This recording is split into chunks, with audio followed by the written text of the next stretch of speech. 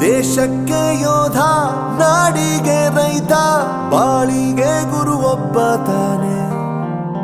ಅಕ್ಷರ ಕಲಿಸೋ, ಅಜ್ಞಾನ ಅಳಿಸೋ, ಅವನೂನು ಅನ್ನದಾತಾನೆ.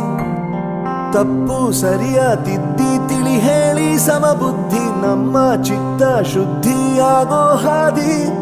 ಎಷ್ಟೇ ದೂರ ಹೋದ್ರೂ ಮರಿಬೇಡ ನಿನ್ನ ಬೇರು, ನಿನ್ನ ಸಾಧನೆಗೆಲ್ಲ ಇದುವೇ ಆದಿ. ಪಾಠಶಾಲಾ